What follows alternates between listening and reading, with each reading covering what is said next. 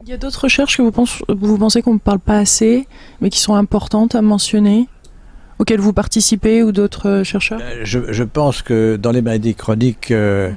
il n'y a pas seulement les maladies des gens âgés, il y a les maladies des enfants également. L'autisme, par exemple, et le 150 000 enfants hein, en bas âge.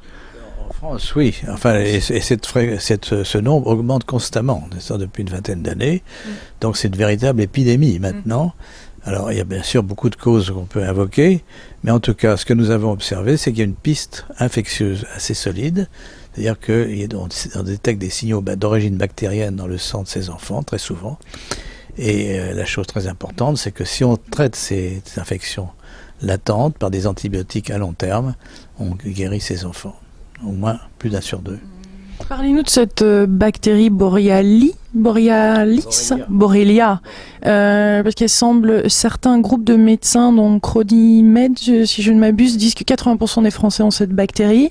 Elle semble être la même bactérie que la maladie de Lyme, et il y a aussi un rapport avec l'autisme. Parlez-nous de cette bactérie, parce que ça commence à préoccuper pas mal de personnes. Là aussi, le problème, c'est que cette bactérie peut donner des infections chroniques. C'est normalement une bactérie transmise par des tiques. Oui. Et normalement, donc, l'infection peut être guérie par quelques semaines d'antibiotiques. Mais souvent, malheureusement, cette infection devient à l'état chronique et donne des effets extrêmement graves sur les articulations. Il y a ce qu'on appelle des neuroborrelioses, donc des effets aussi au niveau du cerveau, neurologique et psychique. Donc c'est une maladie à prendre très au sérieux. Et malheureusement, il y a un débat pour dire que l'infection chronique n'existe pas. Moi, je crois justement du fait que nous détectons des signaux spécifiques de cette bactérie dans le sang d'un certain nombre de malades, l'infection chronique à long terme existe. Et il faut donc la traiter à long terme. Alors, ceci dit, est-ce que toutes les maladies de Lyme sont causées par cette bactérie? Probablement pas. C'est un ensemble de bactéries. Un tique peut héberger jusqu'à 30 espèces de bactéries différentes, et leur combinaison entre elles peut donner la maladie, pas seulement Borrelia.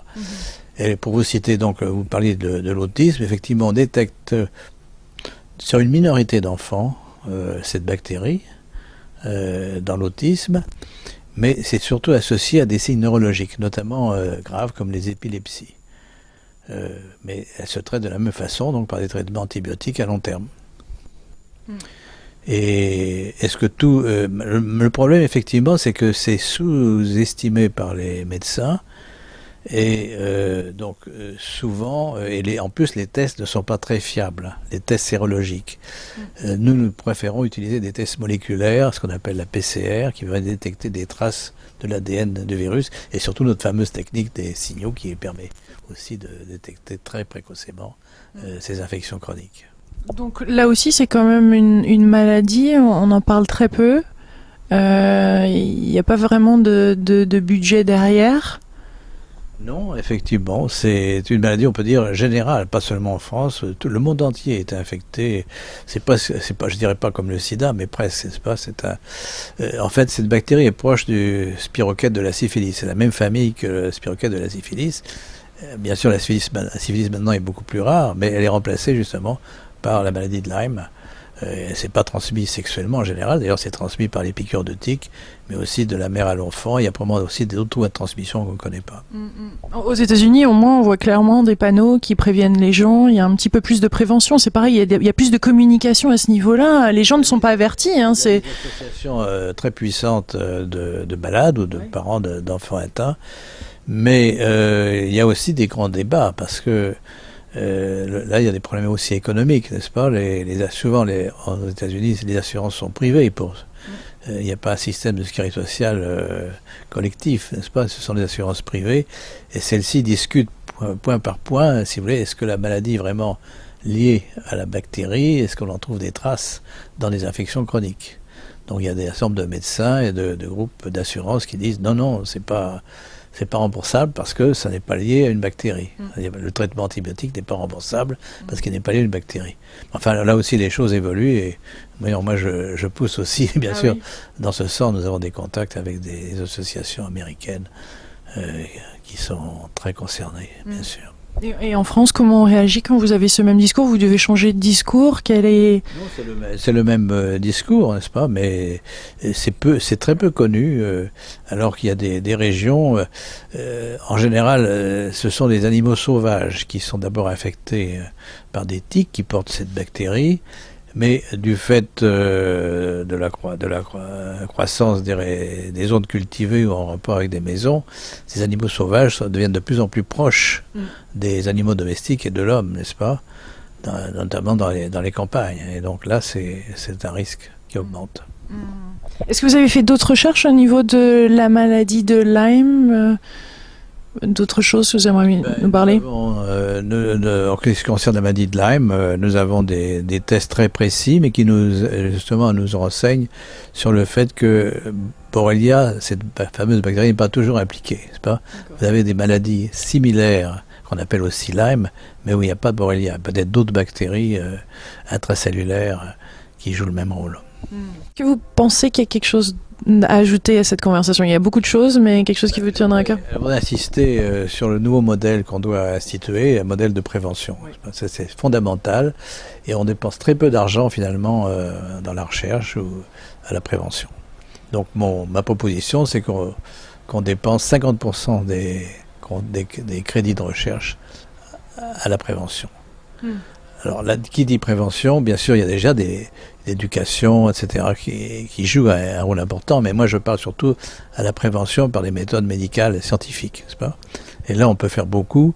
Nous avons des tests technologiques très avancés, mais qu'il faut valider, bien entendu, donc recherche et argent pour le faire.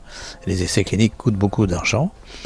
Et d'autre part, changer aussi les mentalités, c'est-à-dire à la fois changer les mentalités des médecins, qui soient plus donc prêts à prévenir qu'à traiter par des listes importantes de médicaments, oui, d'une part, et aussi éduquer nous tous, les citoyens, pour qu'on pense à prévenir en changeant son comportement, en faisant un certain nombre de tests régulièrement, parce que ces tests dont je parlais, stress oxydant, infections microbiennes et virales, il faut les faire assez régulièrement. D'autant plus que plus on vieillit, plus notre système immunitaire décline, n'est-ce pas? C'est pas le sida, mais enfin c'est un déclin assez lent. Et parfois je dis d'ailleurs le sida c'est simplement l'extrême, si vous voulez, de la décroissance immunitaire, mais le vieillissement lui-même induit cette décroissance, n'est-ce pas? Et en plus les contacts avec l'environnement des villes, des radiations électromagnétiques, de la pollution, etc. Donc essayer bien sûr de prévenir ces facteurs d'environnement généraux, mais aussi donc changer notre comportement. Et puis aussi, il faut que les hommes politiques, justement, prennent conscience qu'il faut penser à long terme, n'est-ce pas? Cette nouvelle médecine peut coûter de l'argent, la prévention, les centres pilotes, etc.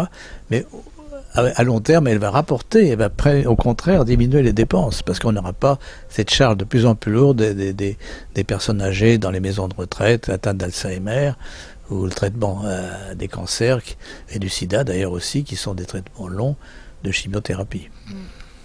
Il est temps, et votre message j'espère va être entendu. Vous êtes écouté, hein, vous êtes écouté. Je sais qu'il y a plus d'une personne qui aimerait bien être à ma place là en ce moment, mais en tout cas j'encourage tout le monde à partager cette vidéo avec le plus de personnes possible, parce que c'est l'information, c'est une information qu'il faut, qui a besoin d'être entendue et puis d'être propagée comme un virus positif. Nous avons des moyens technologiques nouveaux qui sont encore peu connus et donc dont la médecine doit tenir compte. Ben, merci beaucoup. Je voulais juste une petite question en fait. Pourquoi avez-vous décidé particulièrement de faire la préface de ce livre, Une ordonnance pour la France, éditions Thierry Soucard, rédigé par le docteur Bizarre? Pourquoi ce livre-là? Parce que je suppose que les propositions croulent. Il y a